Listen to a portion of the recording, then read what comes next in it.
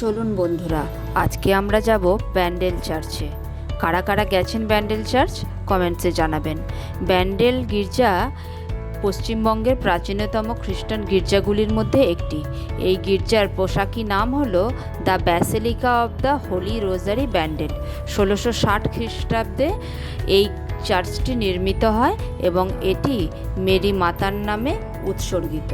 ষোড়শ শতাব্দীর মধ্যভাগ থেকে পর্তুগিজরা ব্যান্ডেল শহরটিকে বন্দর হিসেবে ব্যবহার করতে শুরু করে।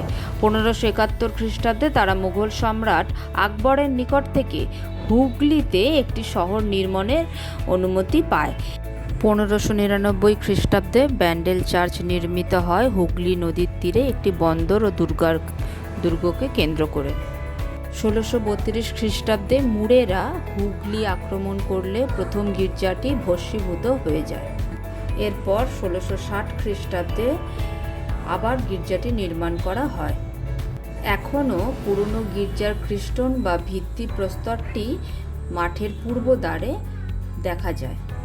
গির্জার সামনে একটি জাহাজের মাস্তুল রয়েছে। কথিত আছে যে বঙ্গোপসাগরে একটি পর্তুগিজ জাহাজ প্রবল ঝড়ের মুখে পড়লে জাহাজটি রক্ষা করেন মেরি মাতা, আর তাই জন্যই জাহাজের ক্যাপ্টেন মাস্তুলটি গির্জায় দান করেন। সেটি এখনও সংরক্ষিত করা আছে। হাওড়া থেকে মাত্র 2 কিলোমিটার দূরে অবস্থিত এই ব্যান্ডেল চার্চটি। ব্যান্ডেল জংশন স্টেশন হলো প্রধান স্টেশন, যা হাওড়া বর্ধমান মূল লাইনের সাথে যুক্ত।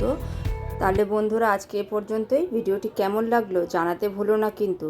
টাটা।